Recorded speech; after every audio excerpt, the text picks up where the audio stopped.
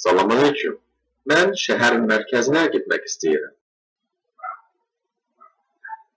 Selamünaleyküm. Kuda gelir. O, bağışla. Ben Rusça bilmiyorum. Ben şehrin merkezine gitmek istiyorum. Oo, yaxşı. Что хочешь? Ay dayı, ben Rusça bilmiyorum. Ben şehir merkezine gitmek istiyorum. Ay sağ ol. По-русски знаешь?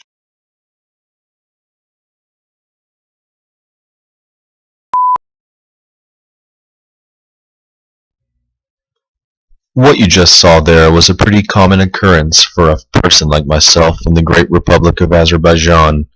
A foreigner approaches an ethnic Azeri in need of some kind of service, and although the local man speaks Azeri as his native language, he feels the need to show off his Russian skills left over from the Soviet days. Perhaps an Azeri-speaking foreigner is an odd thing for him, but for this foreigner, the result is merely frustration and profanity.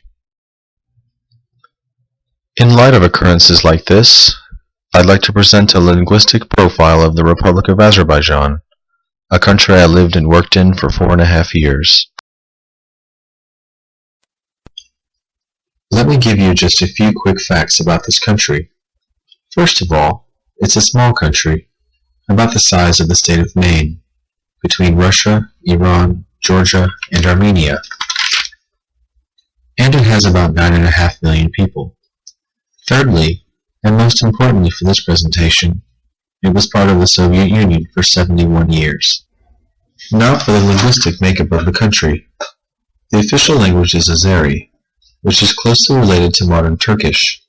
It's spoken as a native language by 92.5% of the population. Russian is spoken by about 150,000 people as a native language, and 38.5% of the population speaks Russian as a second language.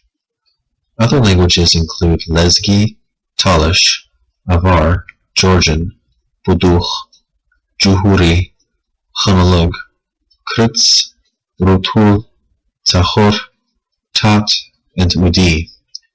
However, these are only spoken by their respective ethnic groups, and under the current regime, these languages are sadly not thriving. The Russian language is still highly influential in the areas of business, technology, economics, education, and other fields, and Russian schools still exist in many parts of the country. This is a result of Azerbaijan's proximity to Russia and its many years as part of the Soviet Union. And Russian is still the preferred language among the upper class in the capital city, Baku. Code switching between Russian and Azeri is very common in households and workplaces. I also worked in the capital, and my coworkers switched between Azeri and Russian constantly. Most often, they would begin a conversation in Azeri, and it would quickly slide into Russian, as that was their preferred language. As the example at the beginning of the video showed, Russian is also widely spoken as a second language, especially by the older generation who lived during the Soviet period. Also, when I moved there, I was surprised to find out that Russian is widely viewed as a worldly language they're proud to know, as opposed to a symbol of oppression. And so, in conclusion, Azerbaijan linguistically is a surprisingly diverse place. And if you were to move there yourself, Azeri would allow you to converse with the most people. But knowledge of Russian would also serve you well, as it has maintained a strong presence in the country, and it will prove useful in neighboring post-Soviet countries as well.